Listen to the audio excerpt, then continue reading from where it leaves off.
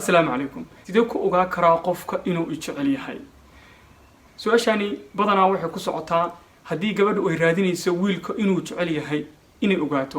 Waxaan kula wadaagayaa 11 qodob aad ku ogaa kartid inuu ku jecel yahay. Videogan wuxuu xataa faa'iido u yahay wiilku hadduu gabar jecel yahay haddana uusan sameynaynin 11 kan qodob haddii aad daawatid way ku anfacaysaa. waayo markaad 11 kan qodob u samaysid gabadha waxay dareemaysaa jacaylka aad qalbiga ku haysatid ee aad cadeyn la adahay inuu u cadaado ay fahanto. jacaylka horta markii la sameynayo macnihiisu ma aha in eray ahaan aad u isticmaashid aad qofka kaliya ku tiraadid waa ku jecelahay. jacaylku waxa uu u baahan yahay ficilkaasi waxa uu kordhinayaa isfahankiina waxa uu kordhinayaa isku soo dhawaanshihiina. laakiin haddaad isticmaashid mar walba qofkaani waan jecelahay oo aad qalbigaaga dareenka aad dareemaysid aadan u muujinaynin kaliya afka aad ka dhahaysid badanaa 90% bini'aadanku waxa ay daneeyaan ficil marka aad ku dartid waxa aad qalbiga ka dareemaysid qofkaasi wuxuu uu noqonayaa mar walba wuxuu uu ku dadaalayaa inuu agtaada ka soo dhawaado. haddaba qodobka koowaad ee qofku inuu ku jecel yahay aad ku ogaa kartid waxa ay tahay sida uu ku fiiriyo. fikir waxaynu isticmaalnaa ah inta isjecel isma eegaan. Soomaalidana waxaynu dhahnaa indhuhu markay isjecel yihiin laba qof oo isjecel indhahooda isma eegaan. fikirkaasi waa fikir aad u qaldan. qofku bilaadanka naxariistiisa waxa lagu ogaa karo waa indhihiisa. waxa aad ku dadaashaa qofka aad jeceshahay. badanaa dadku waxa ay sameeyaan sawirro marka la isku soo diro qofku sawirkiisa waa daawanaysaa indhihiisa ama waa soo dhaweynaysaa wajigiisa waa soo dhaweynaysaa waa haddii jecel dhab ah uu ku hayo. laakiin marka aad isla joogtaan xalaal aad isku tihiin qofku ha ka xishoonin indhihiisa fiiri waayo inta badan aad indhihiisa fiirinaysid indhaha iyo qalbiga waa isku xiran yihiin. qofkan indhihiisa marka aad fiirisid waxa aad dareemaysaa naxariistaasi xitaa haddii aad u xanaaqsan tahay aad cafis u fidi kartid. laakiin haddii idin isfiirinaynin indhaha iska fiirinaynin sidee naxariis dhexdiina uga dhex abuurmaysaa? qodobka koowaad wiilku waa inuu ku dadaalaa inuu qofka uu jecel yahay uusan aaminin inuusan haysto. marar badan uu dareensiiyo inuu intuu fiiriyo yiraahdo adiga ma qofkayga ah. waa qodobka koowaad. qofku waa inaad dareensiisaa in qofka aad fiirinaysid ay kuu muuqato oo aad dhahaysid inaad adiga ku haysto macquul ila ma aha. waayo qofku waxa uu dareemayaa markaasi inaad weynaysay. qodobka labaad waxa ay tahay sida uu wax kuu siiyo. qofka marka uu ku jecel yahay mar walba waxa uu ku dadaalaa inuu wax ku siiyo. wax siinta ma aha shay hadiyad ahaan la isku siiyo. wax siinta waxa ay tahay farxadaada. wax siinta waxay tahay la hadalkaaga. wax siinta waxay tahay soo dhaweyntaada. wax siinta waxa ay tahay waxa aad adigu ku qancaysid ama aad u baahan tahay inuu diyaar kuu leeyahay ama waqti ha noqoto. qofku marka uu ka fikirayo inuu wax ku siiyo inuu waqti kula qaato inuu farxad ku siiyo waa qof ku jecel. qodobka saddexaad waa ahmiyad. qofka uu ka jecel yahay waa ka ahmiyad siin badan yahay. qof walba si walba biisa ha u ahaado. qofkaani shaqo walba ha ka shaqeeyo. qofkaani wax walba ha qabto. xaalad walba ha ku sugnaado. qofku markuu ahmiyad ku siinayo oo kula socodsiinayo wax uu qabanayo intuu uusan qaban ka hor ama marka uu qabto kadib uu diyaar u noqonayo inuu waqti kale kula qaato. dunidani maalintii iyo habeenkii waa 24 saacadood. ma jiro qof 24 saacadood shaqaynaya oo shaqo ku jiro. ma jiro qof 24 saacadood wax ku mashquulsan. 24 saacadood haddii 23 saacadood ama 22 saacadood ka mashquulo haddii uu ku jecel yahay halka saac ay u soo hartay waxa uu ka siinayaa 30 daqiiqo qofkaasi inuu adiga waqti kula qaato. waayo ahmiyadiisa iyo niyadiisa waxa ku weyn waa adiga. qodobka afraad ee aad ku ogaanayso qofka inuu ku jecel yahay wiilka inuu ku jecel yahay wuxuu mar walba ku dadaalaa inuu familkaaga barto. qofkay noqoto ha noqoto walaasha ha noqoto walaalka ha noqdo asxaabtaada ha noqoto cidda markaasi aad adigu xiriir la leedahay waxa uu jecel yahay inuu barto si adiga uu kugu ixtiraamo si adiga uu kugu muujiyo inaad qof dhankiisa qiimo ka leh ah tahay.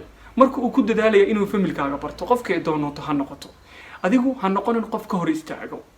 haddii aad doonayso qofkaani inaad mustaqbal la yeelanaysid uu ku dadaalayo inuu asxaabtaada barto uu ku dadaalayo inuu macnaha dii familkaaga barto wax kale ha u fikirin dhan kale negative ha u fikirin. waxa aad ku dadaashaa in qofkaani uu jecel dhab ah hayo. qodobka shanaad adiga ayaa u muuqda. adiga kaliya ayuu ku jeedaa. wax walbaba adiga ayaa kala muhiimsan. waxa uu ku dadaalayaa in adiga cidaanan ahayn aysan jirin. wax walbaba marka uu qabanayo, wax walbaba marka uu sameynayo, wax walbaba marka uu ku hanweyn yahay ama uu ku rajo weyn yahay, qofka koowaad ee u muuqanaya waa adiga. waxa uu ku dadaalayaa sirihiisa qaaska ah, waxyaabaha muhiimka u ah, wax walba uu qaban doono, qofka uu ku nafisaya ama uu la wadaagayo waa adiga. qodobka lixaad, farxadaada. waxa uu ka taliyaa farxadaada, waxa uu ku dadaalayaa waxyaabaha waxa uu bartaa aad ka xanaaqdid, waxyaabaha waxa uu bartaa adiga ku xumeynaya. waxa uu ku dadaalayaa markaas cidda markaas aad dhibaato uga sheegatid, cidda doonto ha noqoto, familkaaga qofka kuugu dhow ha noqoto, haddii aad dhibaato uga sheegatid aad tiraahdid qofkaasi wuu dhibaateynayaa, waxa uu ku dadaalayaa inuu qofkaasi gooyo si adiga oo farxadaada u raadiyo. qodobka toddobaad, wuu ku xiisaa. daqiiqad hadduu ku waayo, muddo hadduu ku waayo, waxa aad ka dareemaysaa wicitaan badan, message badan, inuu ku walwalayo, in xitaa haddii aadan qadka ku jirin uu ku dadaalayo taleefanka caadiga ah ee numberka inuu kaa soo waco si uu u ogaado caafimaadkaaga, si uu u maqlo codkaaga, si uu u maqlo xaaladaadu inay caadi tahay.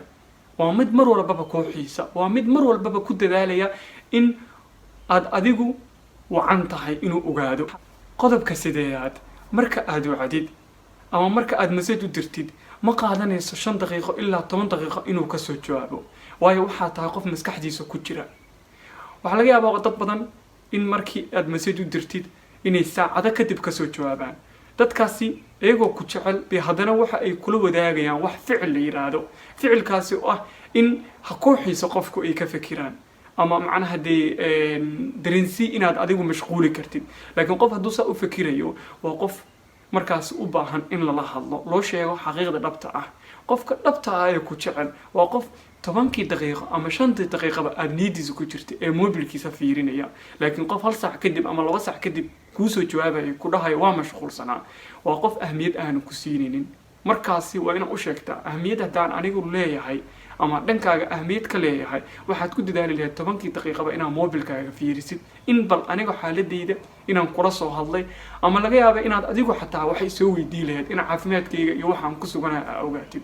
qodobka sideedaad, waa qof marka aad wax u dirtid ama aad message u dirtid ama aad wacdid inuu isla markii ka soo jawaabi karo, waayo ahmiyadda waa waxa ugu muhiimsan ee qof marka uu ku jecel yahay diyaar inuu kula noqdo ay tahay. qodobka 10aad, qofku waxa isma dhiibo, dhibaato walba uu kala kulmo, wax walba aad samaysid haddii ay daacad ka tahay ama aad dadaal badan muujinaysid, uu dareemayo in macnaha adigu dhankaagu qaladaadkan ay dhacayaan, waa qof mar walba aan isdhiibeynin ilaa uu noloshaada guul ka gaaro si uu ku heli lahaa. laakiin adigu haddaad mar walba qalad galaysid, mar walba dhibaato sameynaysid, qaladkaasina uu yahay qalad soo noqnoqonaya oo isku mid yahay qaladkaasi, qofkaasi si walba uu ku jecel yahay maalin uu ka qaadanaya. laakiin haddii qaladaadku ay yihiin kuwa kala duwan, maanta qalad hadaad samaysid nooca biri mid ka duwan samaysid, isma dhiibayo ilaa qaladaadkaagu adigu aad baratid ay saxmaan. haddii aad hal qalad maanta biri dambe ilaa waqtiyo badan aad ku soo celcelinaysid, qofkaasi waxa laga yaabaa marka dambe inuu kaa qalbi go'o. laakiin haddii qaladaadkaagu ay yihiin midaan soo noqnoqon ee mid cusub uu yahay, qofkaasi isma dhiibayo, wuxuu uu ku dadaalayaa inta aad ka saxmaysid, inta aad qaladaadkaagu ay soo dhammaanayaan inuu kula joogo. qodobka ugu dambeeya ee 11aad, kama baqdid. wax walba aad sameynaysid, wax walba ka dhaca waad ku kalsoon tahay, waayo waxaad og tahay inuu ku cafinayo, waayo waxaad og tahay qofku jecel inuu yahay. baqdin la'aan haddaad iska dareentid dhanka qofka xiriirka aad la leedahay, waa qof aad kuu jecel. laakiin qof aad ka baqaysid, qof aad is leedahay armu waxa sameeyaa, armiga arrintaasi ka dhacdaa, qofkaasi dib ugu laabo. 11 qodob ee aan kula wadaagay haddii aan dib kuu xasuusiyo waxa ay tahay: number 1, sida uu kuu fiiriyo; number 2, inuu jecel yahay inuu wax ku siiyo, waxay doonto ha noqoto. wax siintu ma aha dhar, hadiyad, saacad, wax in lagu soo gado. muhiimadeedu waa in uu wax ku siiyo, farxad ku siiyo, waqtiga kula qaybsado. qodobka 3aad, inaad ahmiyad u leedahay wax walba uu qabanayo, inaad adigu number 1 u tahay. qodobka 4aad, inuu jecel yahay inuu familkaaga barto, asxaabtaada barto, cidda markaasi aad asxaab la tahay inuu barto. qodobka 5aad, adile u muuqdo, adile uu ku jeeda, adile muhiimad iyo wax walbaba uu kula jecel yahay. qodobka 6aad, waxa uu jecel yahay farxadaada, waxa uu neceb yahay cid walba ku dhibaateynaysa, cid walba aad arrin uga sheegatid oo xun kugu sameeyso go-aan ayuu ka qaadanayaa si adiga aad farxad ugu noolaatid. qodobka toddobaad wuu kuu xiisaa xilli walba ha noqoto allo muu daqiiqada ka hor kula soo hadlo mar walba waxa uu ku dadaalayaa inuu ku soo waco inuu caafimaadkaaga ogaado xitaa asoo og inaad caafimaad qabto wuu kuu xiisayaa. qodobka 8aad marka aad fariin u dirtid ama aawacdid waqti dheer kuma qaadanayso isla markii wuu ka soo jawaabayaa. qodobka 9aad waxa uu ku dadaalaa inuu ku caawiyo waxa uu ku dadaalaa mar walba garabkaaga inuu ahaado waxa uu ku dadaalaa mar walba inaad u muuqatid qof sareeya. qodobka 10aad isma dhiibo dib walba aad samaysid qalad walba oo ka dhaco haddii qaladaadku ay soo noqonayeen oo hal mid uusan ahayn qaladaadku ay kala duwan yihiin mar walba waa mid aanan isdhiibeynin ilaa aad ka baranaysid qaladaadkaaga. qodobka ugu dambeeya ee 11aad kama baqdid wax walba oo ka dhaco wax walba qalad aad samaysid kama baqaysid waayo waxaad ogtahay inuu ku jecel yahay waayo waxaad ogtahay inuu ku cafinayo. haddii aad gabar tahay oo aad 11kaasi kala kulantid qofka markaas xiriirka idinka dhaxeeyo waa qof ku jecel. haddii aad wiil tahay oo aad gabar jeceshahay laakiin aadan u muuji karin waxaad ku dadaashaa 11ka qodob inaad isticmaashid. haddii aad 11kaas qodob wiilow isticmaashid waxa ay dareemaysaa inaad jeceshahay. waa saaxiibka Shaahid Bisani videogan hadda ka heshay asxaabtaada la wadaag meel walba aad dunida ka joogtid waxaan ku rajeynayaa farxad inaad ku noolaatid.